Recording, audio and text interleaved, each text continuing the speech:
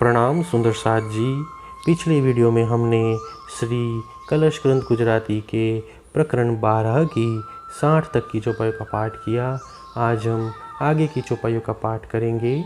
सुंदर साथ जी, अगर आपको यह वीडियो अच्छा लगता है तो प्लीज़ लाइक और कमेंट करें, और जो भी सुंदर साथ आपके साथ जुड़े हुए हों उन सबको भी यह वीडियो अवश्य शेयर करें। सुंदर साथ जी, जिन्होंने अब तक हमारे इस चैनल को सब्सक्राइब नहीं किया, वे प्लीज़ इस चैनल को सब्सक्राइब कर दें ताकि आने वाले नए वीडियो का नोटिफिकेशन आपको तुरंत मिल जाए। वासना जीवनो बेहरो एटलो, जेम सूरज दृष्टे रात, जीवतणु अंग सुपनु, वासना अंग साख्यात। ब्रह्म आत्माओं तथा जीव में उतना ही अंतर है जितना सूर्य और रात्रि में होता है। जीव सृष्टि का अंग स्वप्न का है, जबकि ब्रह्म सृष्टि साक्षात श्रीराज जी की अंग स्वरूपा है। वली बेहरो वासना जीवनो, एहना जुजवा छे ठामो, जीवतणु घर निंद्रा माहे, वासना घर श्रीधाम। यदि ब्रह्म आत्माओं तथा जीव का पुनः निरूपण करें तो इन दोनों के मूल स्थान भी अलग अलग दिखाई देंगे। जीव सृष्टि की वासना अज्ञान रूपी निंद्रा के अंतर्गत है, जबकि ब्रह्म आत्माओं का घर अखंड परम धाम है।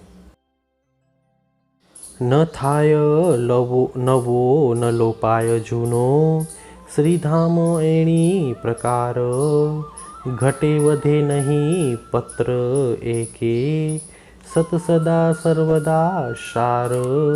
अखंड परम धाम कुछ इस प्रकार का है कि वहाँ न तो कोई नया उत्पन्न होता है और न ही पुराना लुप्त होता है। वहाँ वृक्ष के पत्तों में भी घट बढ़ नहीं होती। वहाँ की सभी वस्तुएं सत्य है, नित्य है तथा सदैव एक रस है। जदीप संग थयो कोई जीवनो, तेनो न करूँ मेलो भंग, ते रंगे भेलू वासना, वासना सतनु अंग। यदि किसी जीव का संग ब्रह्म वासनाओं के साथ हो गया हो तो उस जीव को भी मैं अलग न होने दूंगी, उसे भी वासनाओं के रंग में रंग कर प्रेमानंद का सुख दूंगी, क्योंकि वासना तो सत्य स्वरूप धनी के अंग हैं। तारतम तेज प्रकाश पूर्ण, इंद्रावती ने अंग, ए मारू दीधु में देवाय, हूँ इंद्रावती ने संग।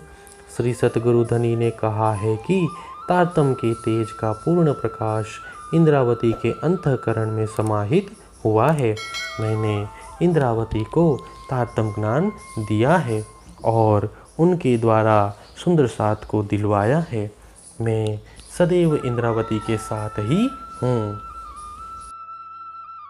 इंद्रावती ने हूँ अंगे संगे, इंद्रावती मारू अंग, जे अंग सोपे इंद्रावती ने, तेने प्रेमे रमाणु रंग। सतगुरु ने यह भी कहा है कि इंद्रावती के अंतःकरण में मैं हूँ। इंद्रावती मेरी ही अंग स्वरूपा है, इसीलिए जो कोई अपना अंग इंद्रावती को अर्पण करेगा मैं उसके प्रेम के रंग में रंग दूंगा। बुध तारतम भेला बन्ने, तिहा पहले पधारिया श्रीराज, अंग मारे अजवास करी, साथ न सारिया काज। तारतम ज्ञान तथा जागृत बुद्धि दोनों जहाँ एकत्रित हो जाते हैं वहाँ श्रीराज जी पहले से ही विराजमान हो जाते हैं। उन्होंने मेरे अंग में प्रकाश फैलाकर सुंदर साथ के कार्य को सिद्ध कर दिया, अर्थात जागने का कार्य पूर्ण कर दिया। सुख दऊँ सुख लऊँ, सुख माते जगऊँ साथ, इंद्रावती ने उपमा, मैं दीदी मारे हाथ। मैं चाहता हूँ कि मैं ब्रह्मात्माओं को सुख दूँ तथा उनका सुख भी ग्रहण करूँ और उनको परम धाम के सुख में जागृत करूं। मैंने स्वयं इंद्रावती को यह कार्यभार सौंपकर उसे यह शोभा दी है। मैं दया तमने कीधी घणी, जो जुओ आँख उघाड़ी, नहीं जुओ तो है देख सो, छाया निसरी ब्रह्मांड फाड़ी। मैंने तुम पर अत्यंत कृपा की है, उसे विवेक रूपी आंखें खोलकर देखो। यदि तुम प्रयास कर नहीं देखोगे तो भी वह स्वयं दिखाई देगी, क्योंकि अब तारतम ज्ञान की ज्योति इस संसार को पार कर आगे निकल गई है, अर्थात परम धाम में पहुंच गई है। मूलगी आँखा दऊं उघाड़ी, जेम आड़ी न आवे मोह सृष्ट, सतसुख ने ओलखाऊं, जेम घर आवे दृष्ट। मैं तुम्हारी मूल दृष्टि यानी परमात्मा की आंखें खोल दूं, ताकि इस माया की मोह सृष्टि तुम्हारे मार्ग में अवरोधक न बने। मैं परम धाम के अखंड सुखों की पहचान करा दूं, जिससे तुम मूल घर परम धाम को देख सको।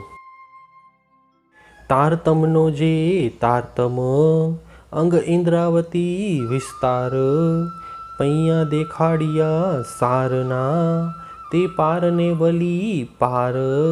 तारतम मंत्र का रहस्य तारतम सागर है, इंद्रावती द्वारा इसका विस्तार हुआ है। इस वाणी के द्वारा हद भूमि से परे बेहद तथा उससे भी परे अक्षर और अक्षरातीत का सार गर्भित मार्ग बताया गया है। ब्रह्मांड बने अखंड की धा, तेमा लीला अमारी, ब्रह्मांड त्रिजो अखंड करवो, ए लीला अति भारी। अक्षर ब्रह्म के हृदय में अखंड हुए व्रज तथा रास दोनों ब्रह्मांडों में हम ब्रह्म आत्माओं की लीला ही लीलाएँ हैं। जागनी के इस तीसरे ब्रह्मांड को भी अखंड बनाना है, क्योंकि यह जागनी लीला इन दोनों व्रज तथा रास से भी अधिक महत्वपूर्ण है। तृण लीला माया मध्ये, अमे प्रेमे मांडी जेह, आ लीला चौथी मानता, अति अधिक जानी एह। व्रज रास तथा जागनी इन तीनों लीलाओं का अनुभव हम सब ने काल माया तथा योग माया के ब्रह्मांड में प्रेम पूर्वक किया, परंतु जागनी लीला में चौथी परम धाम की लीला का भी अनुभव होने के कारण यह जागनी लीला श्रेष्ठ मानी गई है।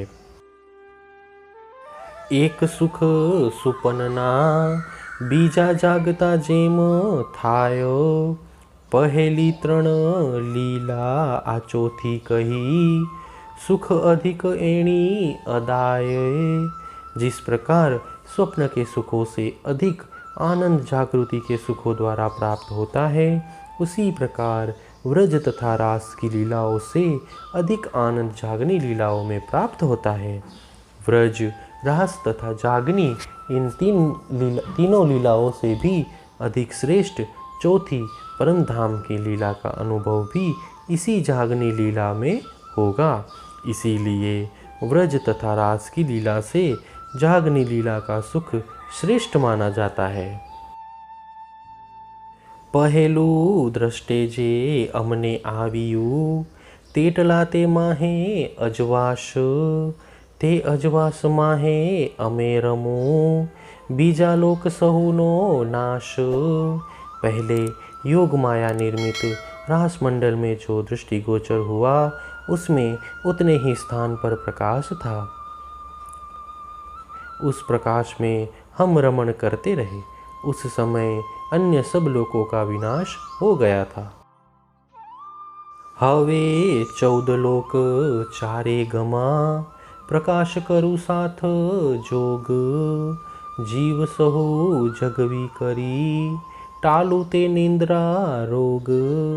अब 14 लोकों तथा चारों दिशाओं में सुंदर साथ के लिए तारतम ज्ञान का यथा योग्य प्रकाश करूं। उस अखंड तारतम्य ज्ञान द्वारा सब जीवों को जागृत करके निद्रा रूपी रोग को सदा के लिए मिटा दूं। अमे प्रगट थईने पाधरा चालसु सहुए घेर विराट वली ने थासे सवलो एक रस एणी पेर। हम सब सुंदर साथ इस जगत में प्रकट होकर सीधे निज घर परम धाम की ओर प्रस्थान करेंगे। संसार के प्राणी विराट अज्ञानता का मार्ग छोड़कर सन्मार्ग को ग्रहण करेंगे तथा उन्हें 8 प्रकार की अखंड मुक्ति प्राप्त होगी। इस प्रकार समग्र सृष्टि एक रस हो जाएगी। हवे ए वचन केम प्रगट पांडु पण मारे करवो सहु एक रस वस्त देखाड़ो या वीना विराट न आवे वश। अब तारतम्य के इन वचनों को मैं किस प्रकार स्पष्ट रूप से प्रकट करूं, परंतु मुझे तो सांसारिक सभी प्राणियों को एक रस बनाना है। वस्तु का ज्ञान कराए बिना अर्थात तारतम्य ज्ञान द्वारा परमात्मा का अनुभव कराए बिना ये सांसारी लोग वशीभूत नहीं होंगे। विराट वस कीधा वीना अखंड थाय केम एह अमे रामत जोई इच्छा करी माहे भंग थाय केम तेह। इस प्रकार विराट के वश किए बिना अर्थात उन्हें तारतम्य ज्ञान द्वारा सन्मान मार्गगामी बनाए बिना वे किस प्रकार अखंड होंगे।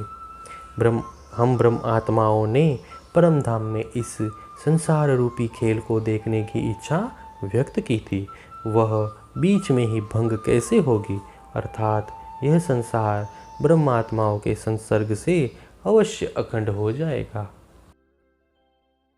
अनेक था से आगल आवाणीनो विस्तार लवलेश कांइक कहूँ थावा अखंड आ संसार। भविष्य में इस तारतम्य वाणी का विशेष रूप से प्रचार एवं प्रसार होगा।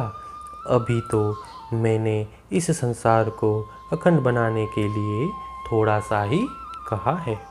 हे सुंदर साथ जी, इसी के साथ श्री कलश ग्रंथ गुजराती के प्रकरण 12 की 80 तक की चौपाइयों का पाठ पूर्ण हुआ।